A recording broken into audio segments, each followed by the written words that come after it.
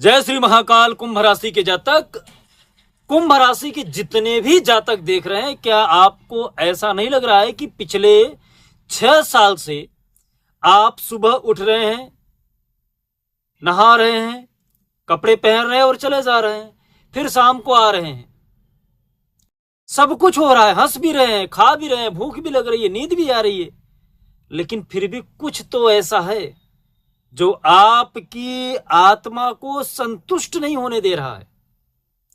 हर तरीके से सारे कार्य में कोई भी ऐसा कार्य आपके जीवन का नहीं है जिसे करके आप पूर्णतः संतुष्ट हो जा रहे हैं।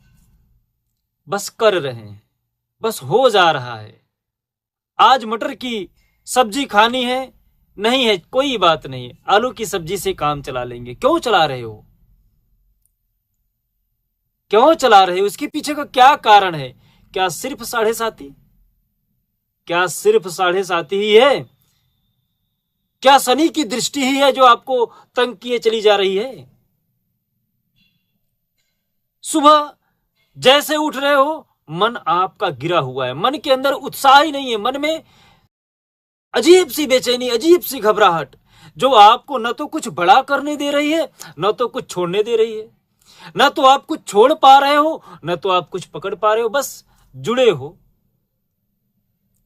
जैसे किसी के साथ जुड़ना मतलब आप बात कर रहे हो, 3 लोग हैं और आप साथ में ठीक है, हाँ कोई बात नहीं, हाँ हाँ ऐसा, आपने कुछ बोला नहीं लेकिन हाँ ऐसा तैसा करके आप भी उस तीनों में शामिल हो गए बिना कुछ किए।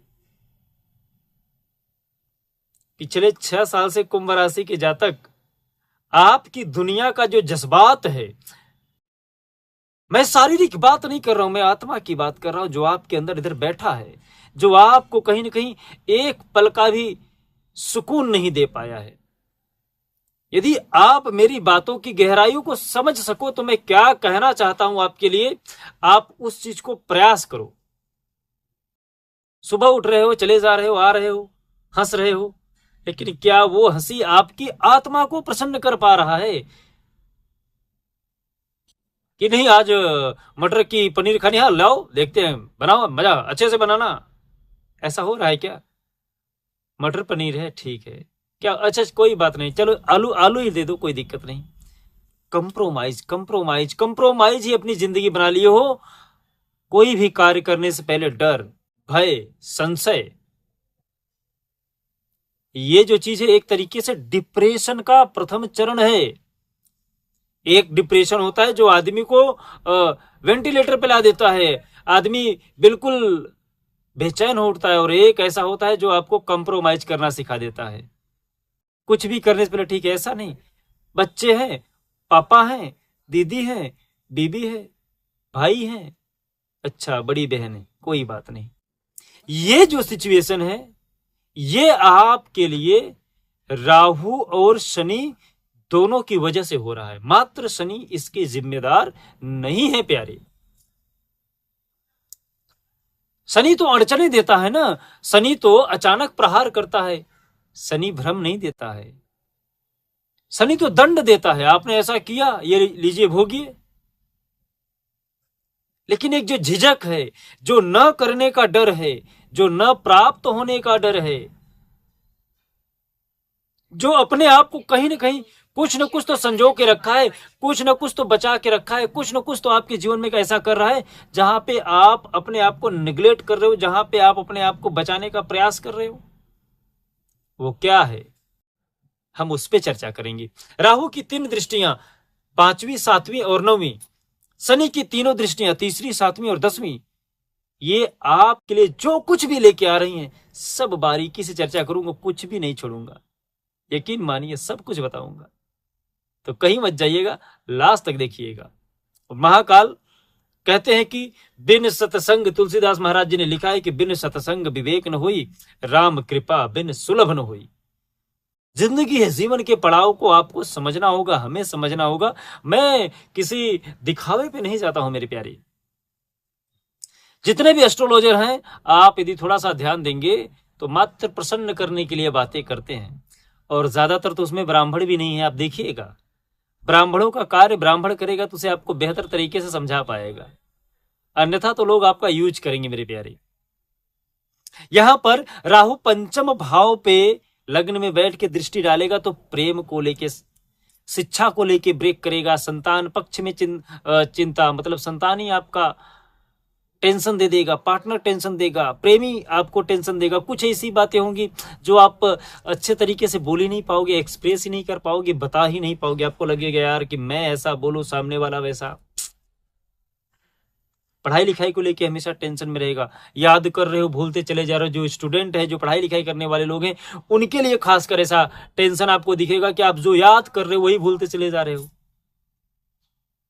राहु की 7वीं दृष्टि जो सप्तम है, ये आपके रिश्तों में अस्थिरता देगा, विवाह में असमानता देगी। यहाँ पे अलग सोच की वजह से अलग जीवन शैली जीने के लिए अपने ही जीवन साथी के साथ आपको कुछ ऐसा क्रिएट कर देगा जहां पे आप एक दूसरे को देखना नहीं चाहोगे, आप एक दूसरे से दूर हो जाओगे। खासकर लेडीजों में, घर परिवार में सास को लेके, ससुर को लेके, जेठ को लेके, देवर को लेके, ननद को लेके, देवरानी को लेके, जेठानी को लेके, ये जो चीज है ना कलह का, आप सब कुछ करोगे, आप मेहनत करोगे, आप सब कुछ सर्वोच्च बलिदान कर दोगे, फर्क जीरो नहीं पड़ने वाला है।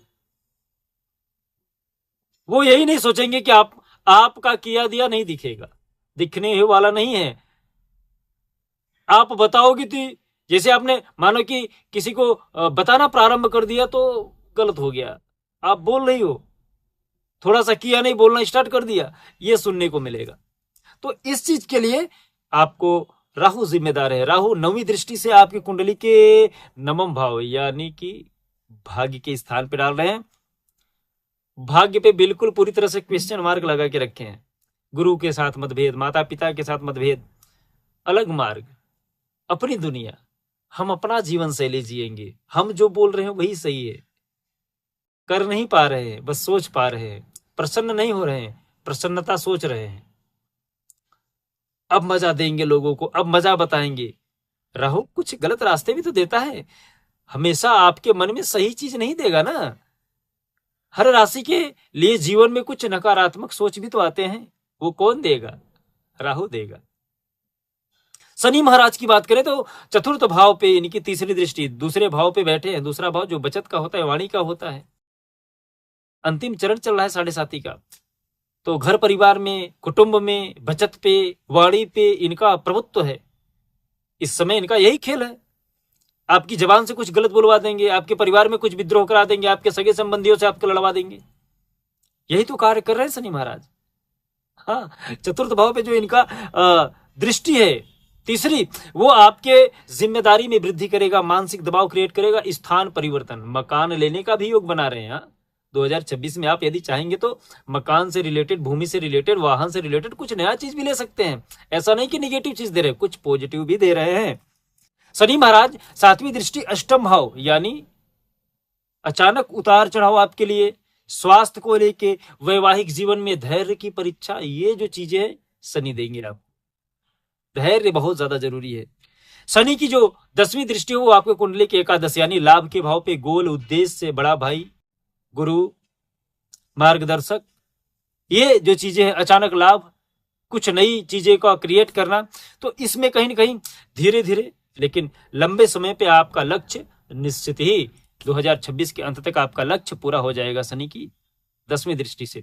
तो मैंने आपको क्या बोला शुरू में कि हर चीज शनि दे रहे हैं, ये जो आपने भ्रम पाल रखा है इसको छोड़ दीजिए।